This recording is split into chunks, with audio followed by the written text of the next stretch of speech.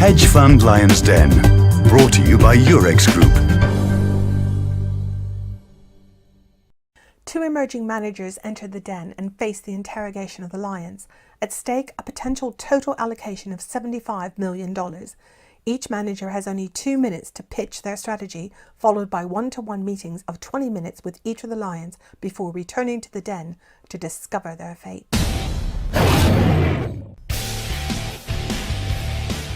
Now it's time to meet the players.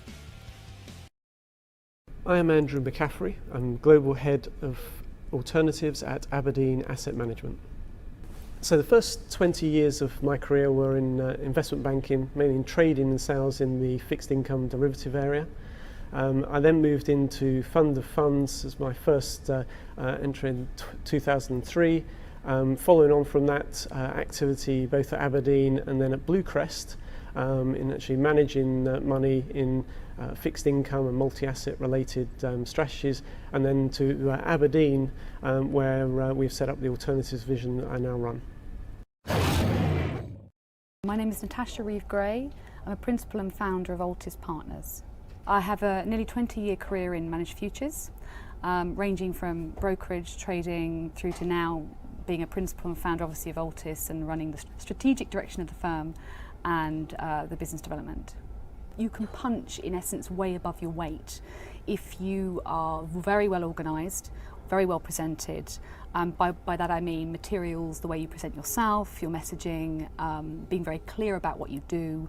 Materials are important because you can actually look far more institutional and have a higher calibre, if you like, in the investor eye if you can really differentiate yourself that way. So I think you can actually be even for an emerging manager, quite impressive with low asset.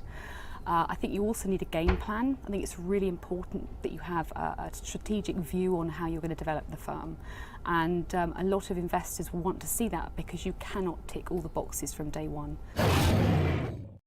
I'm Ewan Kirk. I'm the founder and chief investment officer of Cantab Capital Partners, a systematic hedge fund based in Cambridge. I started my career as an academic. I have a PhD in astrophysics and general relativity. I went to the dark side and joined Goldman Sachs in 1992, and I left there as a partner in 2005. And following that, I started Cantab Capital Partners. In terms of advice that I'd give to people trying to start a firm like mine, I mean, the first advice I'd give them is it's a very difficult task. You're going to have to invest a lot, not just emotionally but financially, in just getting to the point where you might credibly ask somebody for money. You've got to be enthusiastic about what you do. You've got to really love it. You've got to live it. It's very difficult for small managers to become big. To grow large, you have to be credible to large investors. And that is a much wider thing than just having a good model. It's having great risk controls, it's having great execution, it's having a good research framework, it's having technology, it's having operations, finance, legal, all of those things. I don't wish to say back office, but it's one of the things that they really look for. For us as an industry, the future is about continuing to do what we do. Invest in research, technology, build the best strategies we can, build the best risk management tools we can, and build the best alpha sources that we can. I work with smart, bright, creative people every single day. And in addition, there are lots of very hard problems. And to some extent, my career has been about solving hard problems, sometimes failing to solve them, sometimes solving them, but just thinking about hard problems.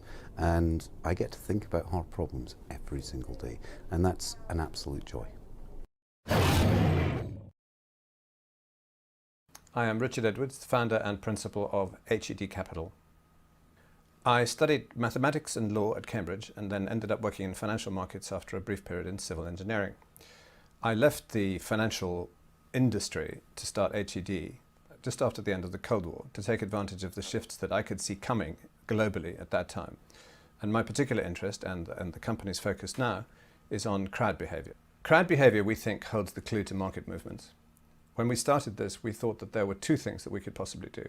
One would be to analyze value in the way that Warren Buffett and so many other great investors have done. But the thing that we thought that we were best at was looking at crowd behaviour, because it's crowds that move markets.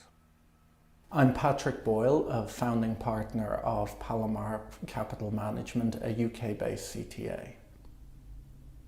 I've been working for 16 years in the asset management industry. I started out my hedge fund career working for Victor Niederhofer. I moved on to work for large hedge funds like Millennium for Izzy Englander. I worked at large banks like RBS and Nomura, and roughly 2 years ago launched Palomar Fund. I started a hedge fund because I had worked for years in this industry alongside numerous other traders trading different strategies, and realized that my style of trading was totally uncorrelated with a lot of the other strategies that I saw. My trading philosophy is to analyze data using scientific principles in order to try to understand how markets move and to try and find behavioral influences within markets. I really just want to build a good business with happy employees, with happy customers, and I want to achieve the kind of returns profile that I think is attractive to investors and that's not available elsewhere in the marketplace. One of the greatest challenges was just even working out what it was that, how to structure a fund, what partners to deal with, which brokers you wanted to deal with, which administrator, which auditor. I hope in a year's time to have a great track record, to be able to pitch, and also to have the right institutional infrastructure in place such that these investors are happy to invest with us. It's exciting to me to sit down and do research and learn more about how markets work and to improve what I do. And so that's what drives me, and that's what makes me interested in my job every day.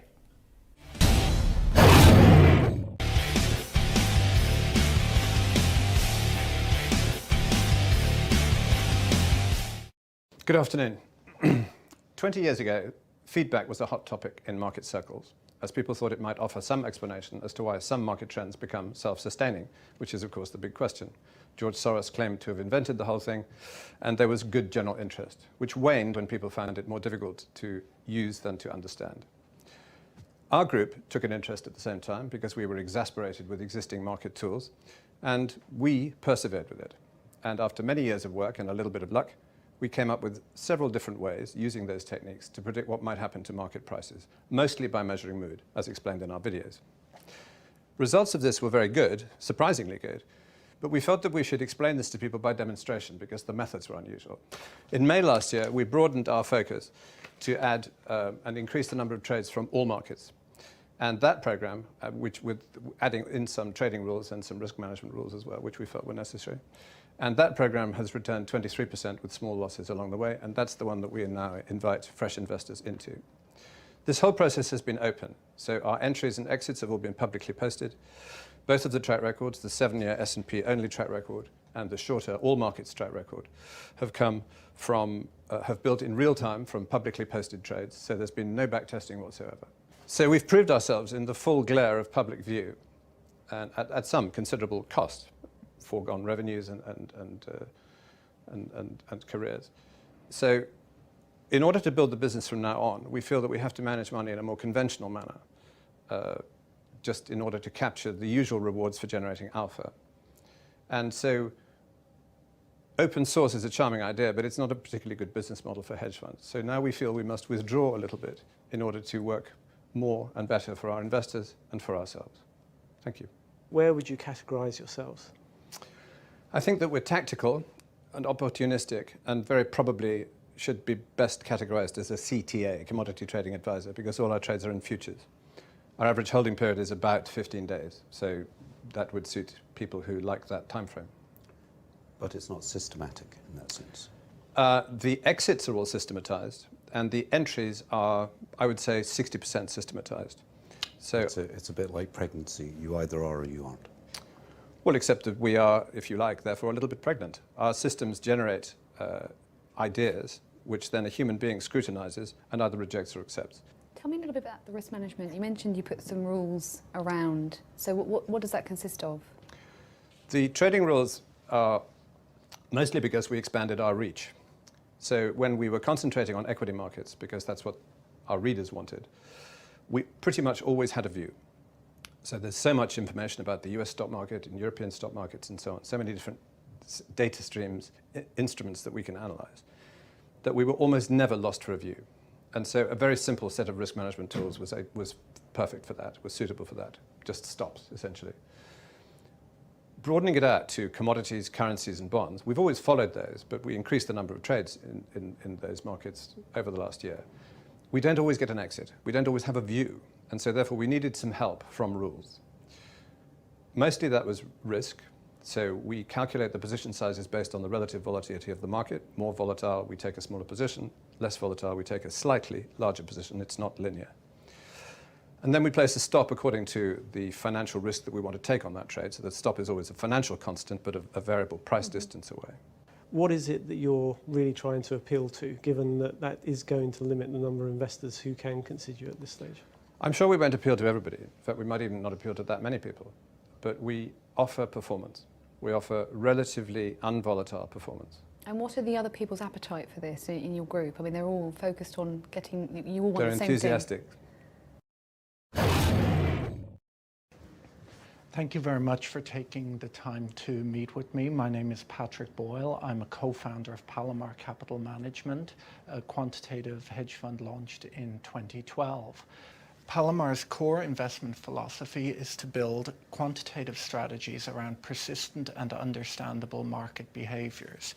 Our goal is to provide clients with steady, low volatility returns that are uncorrelated to the markets we invest in, and equally that are not correlated to other hedge funds in our space. We have a track record going back to 2007 with returns of over 9% a year annualized. We have volatility lower than quarter of the S&P 500 with a Sharpe greater than 2. I have over 16 years of investment management experience. I have worked at large investment banks and hedge funds, and I started my hedge fund career working for Victor Niederhofer, a former partner of George Soros. My partner, Jesse, has over 9 years quantitative trading experience, 5 years of which was spent in the proprietary trading desk at Barclays Capital. We have invested over 80% of our net worth in the fund. We have attracted a global investor base of quantitative fund specialists. We're based in London and FCA regulated, and our fees are 1 in 10 for early investors, and that share class is open at the moment. And I would like to ask you to consider investing in our fund. Thank you. Can you just quickly run us through what exactly it is that you do trade in the portfolio, and also what are the other things that you are considering instrument-wise, market-wise, that you could add over time? At the moment, we trade equity index futures in Europe and in the United States. So we look to invest in the most liquid global futures contracts. We don't invest at all in emerging markets. The next move will be into fixed income contracts, things like the US Treasury bond and the Bund. And there is a lot of room for us to expand our trading universe within developed market liquid futures. How would you categorise yourself in terms of the strategy? Where would you put yourself? I guess we would classify ourselves as a short-term quantitative futures trading fund. So we have probably a shorter time horizon than a lot of the big funds that are out there. And we look for sort of signals that would give us an average holding period of 1 to 3 days usually. That may cause you problems with capacity. It's a very hard thing to model costs. It is, yeah. Do you have any feel for capacity? At the moment, we've managed over 100 million in previous roles in which I've worked without really having any market impact. We think that we could easily manage $1 billion.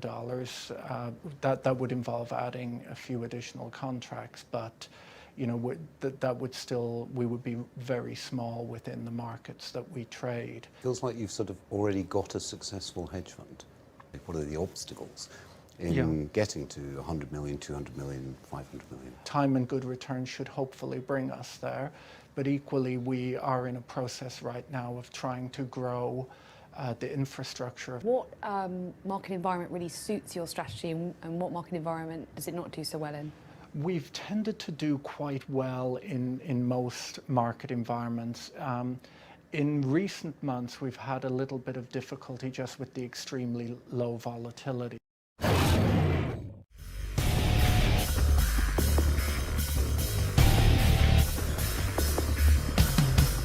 What we do. Nobody does exactly what we do. We have gone down an unexplored alley. And everyone says that. Well, maybe that they will say it, but in our case it's true. Great, good. But if you're not going to market, how's anyone ever going to know about that? Oh, but we do have a full marketing plan. It's just that we are at the very beginnings of it right now. Okay. Well, I'd like to see the other material, because certainly the material I've seen, and I'm not entirely sure that a YouTube video really... Vimeo. Whichever. It's like YouTube, but without cats. Yes, I do know what Vimeo is. The serious point here is I don't think an online video is really the right way to think about marketing your fund. We're hoping that our videos are going to be ambassadors for us, because they do explain what we do, because it is quite complicated to explain face to face from a cold start how it is that we have come up with a set of metrics for mood. And how that differs from measuring opinion, because of course the heart and the head are different, and it's the heart that rules many decisions. And then, of course, you're going to have to come up with something which is a suitable product. Now, we have that. You believe you have it. Yes. I've read your marketing materials. I don't believe you've got it. Have you seen our video? Yes. I still don't believe you've got it. Did you like it? Not really. Really? No. You had tried to explain it in a layman fashion, which I think is really important, as opposed to baffle people with science. Well, we're so quanty that we don't want to come across as impenetrable geeks. No. The interesting part, hopefully, for you is and this is where I would try and draw out, is the degree to which return profile can be entirely diversifying and uncorrelated to many of your peers, whoever those peers one would frame, but also to many of the categories that you might be put into. And that's where maybe some work to be done. Well, we've compared ourselves only with CTAs there. Yes, and I think that's a bit limiting. Yeah. So where are you with assets now? we're just over $50 million. Okay, well that's great. Right now, and that's the majority of that, I presume, the new clients, basically. Yes, yeah. That's great. Yeah, that's and great. it's mostly in managed accounts. Given your strategy and the performance of your strategy, it seems like it's almost, with a realised Sharpe ratio of 2.9, why would you bother having investors at all? There's plenty of scalability is really the issue. It's our holding period is on average sort of 2 to 3 days in the most liquid markets in the world. It's big contracts like the S&Ps. But then again, you've got to have a large enough edge to trade that kind of higher frequency trading. It's very hard to scale. Yes, I think, well, we in our offering documents, we actually capped the size of the fund to start with. When I read it and listening to you discuss, if I'm honest, there's elements of DeMark all over this. I've never looked at anything DeMark has written. Fundamental analysis is always a little bit behind the curve. Technical analysis we distrusted because it doesn't give you the top, it doesn't give you the bottom, and often there's no middle. And so we thought the only two things that might work were value investing, which is too long term for my taste, and sentiment, that is the mood of the crowd, which actually moves the market through stimulating buying and selling.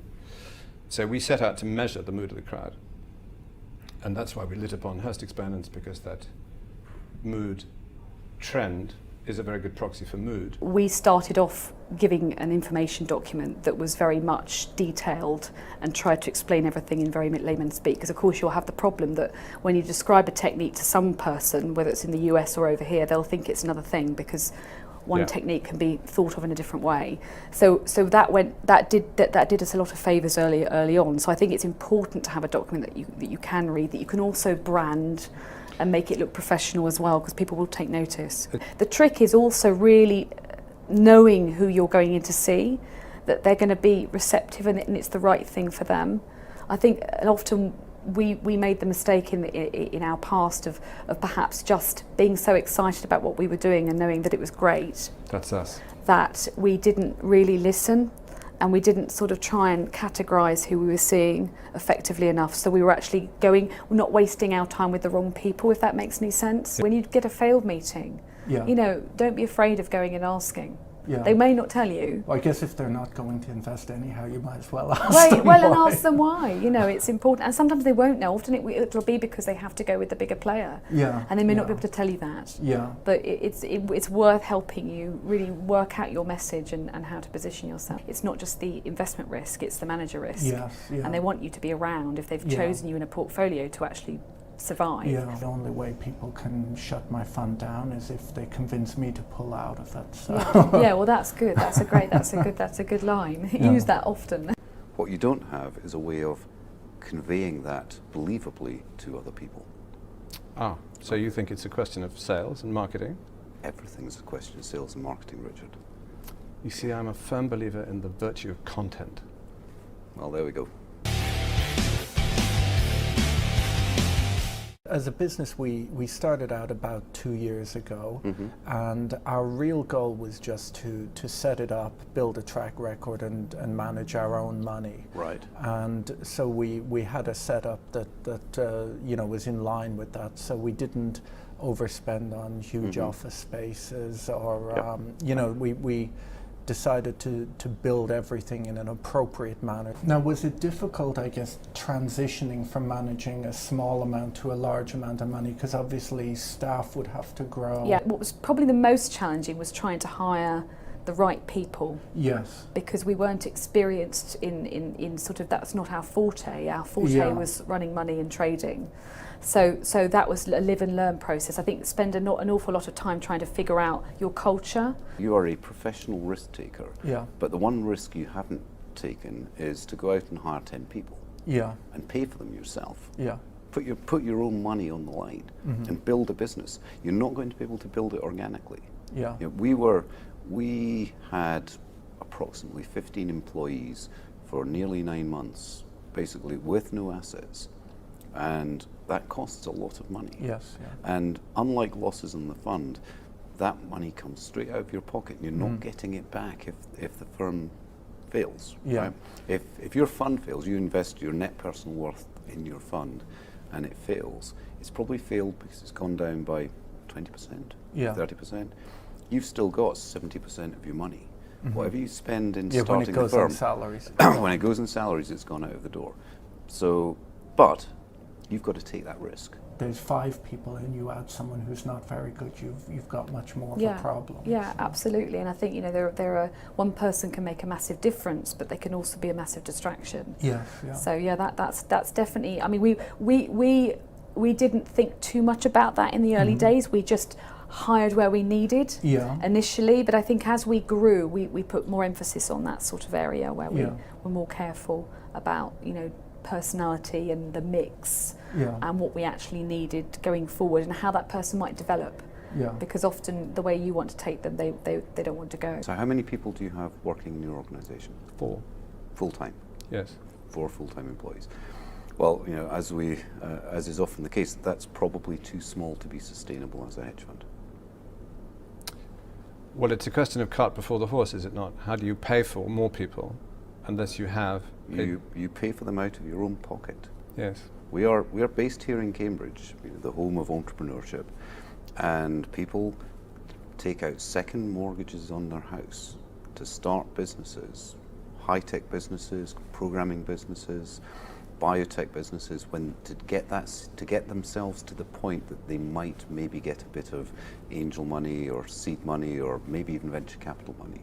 You've got to take a risk. Why would I invest in your fund as opposed to just getting the newsletter and making the trades myself? So that we could share in the benefits of our work.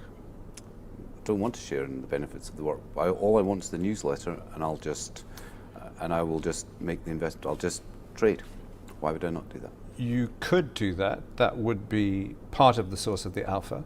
But we've also configured a set of trading rules that fit and dovetail very well with the recommendations that we issue. And we don't make those public. Okay, so as somebody, the reason I'm probing on this is you can't run two businesses. Big investors want to know that you are all in on this. We are in a state of transition between one thing and another. We have been trialling this for many years, issuing firm recommendations, configuring trading rules and so on. And we are now ready to turn that from a pilot project into a proper fund management organization. Okay. However, our bread and butter, what pays the rent, is the publishing business. Well, and the same inputs go into both. You're going to have to give one up. You can't run a hedge fund as a hobby. If you put yourself sitting in the investor's seat, and I think Yes. it's one of the things I would suggest in you thinking through anything about strategy and building out is that you have to think about how is it going to be incorporated into an investor's portfolio. But in the main now, capital is being allocated by being able to identify on a number of other issues which we may be able to come on to. But when it comes down to how do you generate that performance and the sustainability of that performance, and is there sustainability through a repeatable process of an alpha? Organization is, I would say, a possible problem because we are clearly in the CTA box because we trade futures. But most people think that CTA also means systematized trader. There's still a human link in the chain. And we like that, by the way. It's possible we may go fully systematized at some time in the future, but I would be uncomfortable with it. However hard you work, and as the leader, entrepreneur, head person in a financial firm like a hedge fund, you do work incredibly hard. Yes, okay? yeah. And it consumes your life. Yes. And if it doesn't consume your life, you need to get another job, Yeah, because you're doing the wrong thing. Yeah. So it consumes your life. You spend 18 hours a day, 7 days a week worrying about it and thinking about it, but it's still incredibly fascinating and satisfying. Yeah. Is there anything that has to change within the business? If you were to get to $1 billion, is there anything in the business today you think has to change to be able to get you to $1 billion? Yes, we need to build up our infrastructure. In particular, a lot of the growth that we have seen is in the managed account space. I actually expected all of the money to go into the fund. In the launch process, you put all of this work into building a fund structure, and then everyone says, "That's lovely. Do you mind giving me a separately managed account?" And so, at first, it appeared that managed accounts were, that it's no different to the fund, but actually, it requires a reasonable amount of back office just to, if you're running 5 managed accounts, that's more complicated than running one fund. Yeah. So I think at this point, we've got the sort of asset management side reasonably under control, but it's which you a should matter do. of, but as you add, more clients, and particularly in the middle office space or in the managed account space, you find that you have more and more back office work to be done, and it's important to we aim to have no trade breaks and things like that for our clients, because I just don't think it's acceptable really to... No, but you've also got to remember there's a point at which, you can do all that in-house, but you have to recognise when to not do that in-house and outsource that. Oh, so you outsource? We do now. We didn't. We went the route of doing everything ourselves. We had proprietary technology. We had our own. Everything was built ourselves. There's a point at which that doesn't add value to your clients, and you end up with a massive overhead, if you like, or structure that you're then having to maintain. So it's also, the trick is finding out that sweet spot where you then look for that outsourced solution. There's a number of people that are critical. A top-notch COO is the sine qua non. If you don't have that, you aren't going to make it. Your model comes up with a trade. Who executes it? We execute it, either Jesse or I. So you sit at a screen and you click a button? Yes. That's not going to work. It has to appear like an institutional firm. Yes. Now, you don't have to go out and hire 100 PhDs. Yeah. Okay, there's no requirement to do that. I even agree that, once you build out in the manner in which you're describing, it liberates Jesse and I to concentrate almost 100% on research, which is our goal. Our goal is never to become a multi-strategy shop. It is to run our strategy as well as we can, and as you say, that involves having everything else taken care of in a very professional manner. What thing do you think is going to be most challenging for you when you're in the next couple of years? Building it out, I think. Okay. We can easily manage, I don't know, $100 million, something like that. We're trading highly liquid futures markets. We don't use much leverage. There will be very limited market effect up to possibly $200 or $300 million. But the logistics start to become a task to accomplish. You've got to take a risk. As in fact I have already done. Well, you might have in order to get to where we are now. You're going to have to take a bigger risk. And well, I've just raised that second mortgage, actually. Okay, well, that's what. So we're doing that. That's what you're going to have to spend. Yes. What are you finding to be a challenge then in terms of actually raising assets, or are you literally just building your track and trying to build that out? We have been first? building it. We are ready to expand to a commercial level because it's sub-commercial at the moment, and getting there is hard because nobody wants to be. I mean, we don't need people to be the first in, but nobody wants to be the first big one in. No. And it's the chicken and egg story. It is. I think it is finding that first client, and probably more importantly, perhaps the first institutional client. Yes. Because people take a great stock in having that element within your business, or a client that's actually made that call. I think trying to go after that institutional client that would like the story, I think, and listen to you would be important. In reality, getting to be an institutional manager is a long, long way away. Yes, yeah. Somebody that can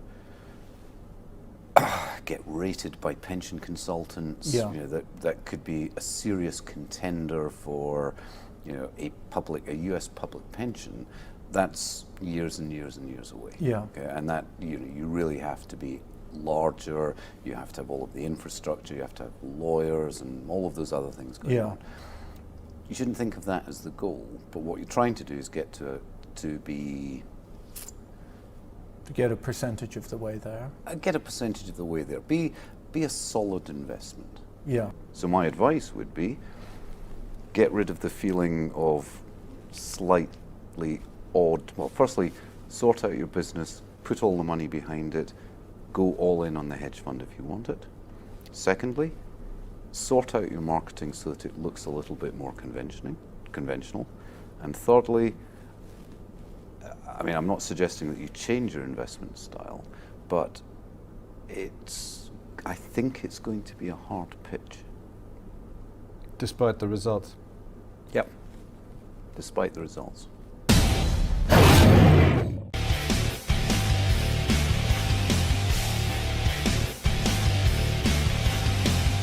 It would be useful to start with Richard and HED. That was an interesting presentation, which I'm most probably being polite. I think you're being very polite, yes. I think what came across, though, was sadly a level of pretension and not really conveying the strength of a message.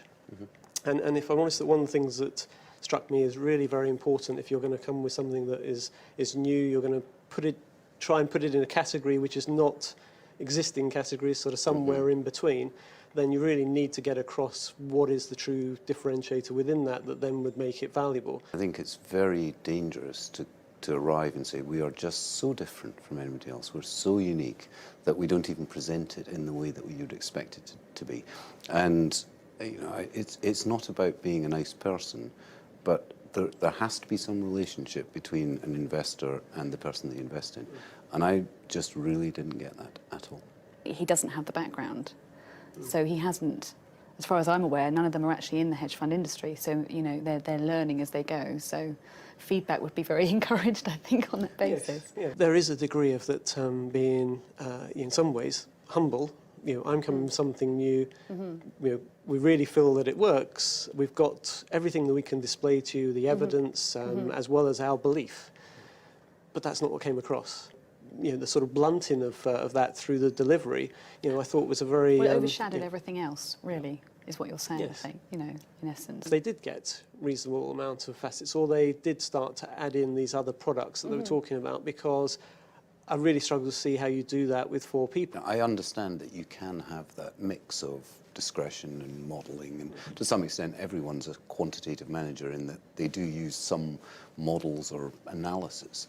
I was just concerned that I didn't really know quite what it was. What is actually going on?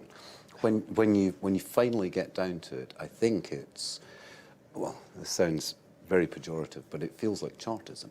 There's something that exists, that Tom DeMark has created, which has similarities to, I think, the strategy.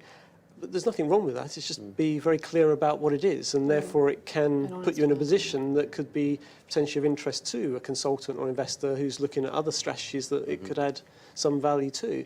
But again, that didn't come across. No. The time frame from we started doing this 12 years ago and publishing a newsletter, presumably, to have then waited 12 years and then decide we'll start running money. Oh, and we haven't risked any of our own money on any of these trades. And it's the beauty of futures. It doesn't cost any money to, well, modulo. I'm just not quite sure what went on in the last 12 years.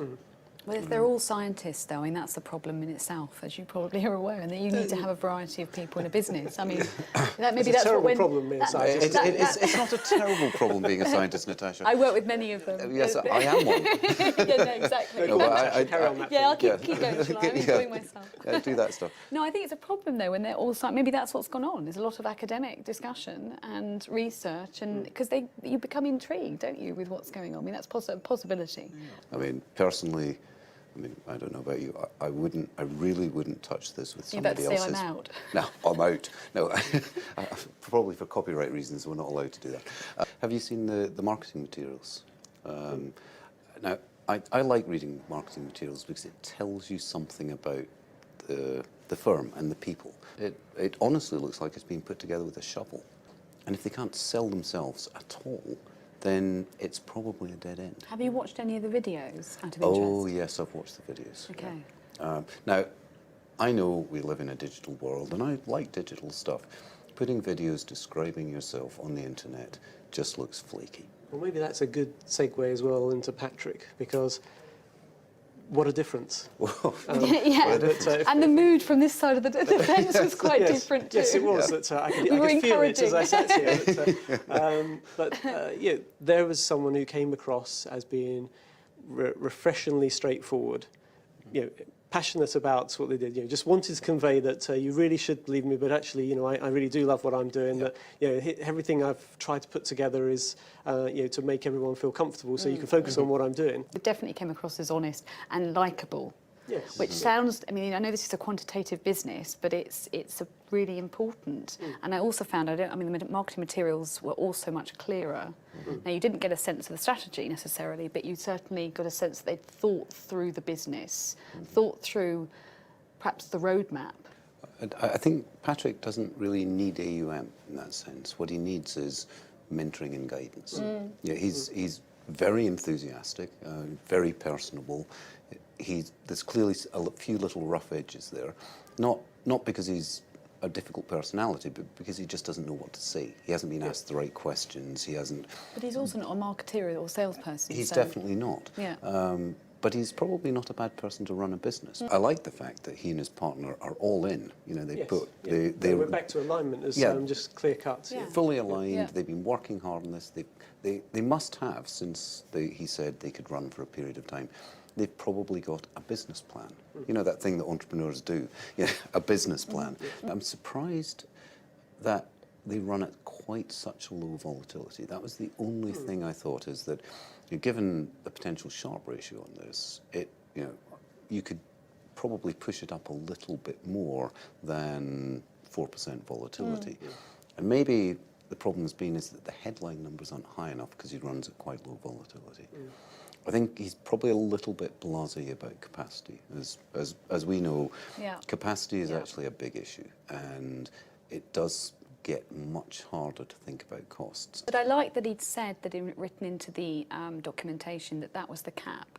Yeah. Because at least that implies a hard limit, as opposed. I know people can always change their minds, but the point is it's a hard limit, and he states it quite honestly. Now, I don't actually believe that it would.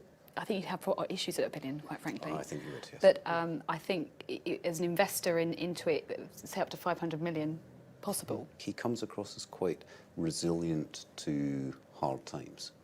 And I think that's sort of important. You figure that he will go through hard times, as we all do. But I think he'll be quite resilient to that, and will work it through, whatever needs to be done. It's quite difficult because I think if you step back and look at the strategies, how would you compare them? Might be a slightly different take if you removed the characters and just looked. But that's not the position. The risk is to the business, not necessarily the investment risk. I mean, certainly you've got to consider both, but that you want to invest in something that's going to be here in 5 years' time. So, gentlemen, thank you very much for coming back. That we've had a chance to have a discussion about your presentations, about yourselves, about the strategies you're running. I'm going to start first and just go through what I've personally decided. I'd like to start with you, Richard. That it's very difficult. I do like elements of the strategy. I do find it interesting. I don't think you did it full justice today. I'm afraid that it didn't come through in terms of the presentation or the answers of what could be quite unique and quite interesting about the elements of what's embedded in the strategy. I don't feel you did yourself justice today. And that has influenced a great deal on thinking about whether to allocate to you. I do have that grudging interest in the strategy, and I would like to see through the next year whether some of the elements underpinning it can work and do work. I'm going to award you $1 million. Hopefully, see that the way in which you take that strategy forward and present it can improve. Thank you. So Patrick, one of the things that stood out for you was the passion and the simplicity of your message, and I thought it was delivered extremely well. Gives a level of confidence that it's a business that can succeed as it is today, but also a strategy that I think is grounded on a very solid foundation. You may be, given the space you're in, need to think about having more confidence in your strategy and taking a bit more risk. Really came across as being very genuine, very clear, as I said, and something that I think from here we can believe has a future. And obviously, I wish you good luck with that. As a consequence, I'm going to award you $10 million, and be very keen to see how you progress through the course of the next year. So, thank you very much. $10 million to you. Glad I'm sat here and not stood there actually. Okay, starting with you. I mean, you pretty much summed it up very well, I think. I think it's interesting. I think it sounds interesting, but I didn't really get a feel for it. I think it's tough in 2 minutes, and I think you haven't got the experience that perhaps Patrick has in the business in terms of actually presenting something to investors in the same way that you have. So I think that there's a distinction to be made there. For me, it's more about the business risk as opposed to the strategy risk when you're dealing with an emerging manager. So on that basis, actually, I would do exactly the same, and I'm going to give you $1 million. And do the same thing and monitor you and really want to see that you are thinking about the business and really the game plan and how you're going to actually message, because that's really something you have to get right. People make their minds up in the first 2 minutes. So, and it's a people business at the end of the day. Yeah, no, great. I really enjoyed it with you. You came across really genuinely honest, excited. I think, passionate is one word, but excited about what you're doing, which got us excited, because it's not necessarily a light the fire strategy in the sense it's completely out there. But it was something really, really lovely to just hear you present it in that way and understand that you've thought about the business and how you're going to go forward. So on that basis, I'm going to give you $5 million. Thank you. Thank you. Well, I'd also like to thank both of you for the presentations, 2 very different presentations. I'm going to start with Richard. I don't really think we hit it off terribly well. And part of that is maybe a presentational style issue, but I kind of felt like I was being thought of as a bit of an idiot.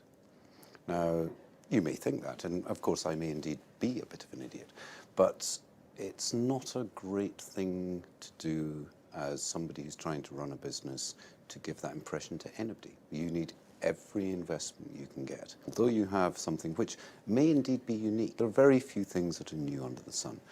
So it is sort of important to remember that the people sitting on this side of the process have done this before and may have some input.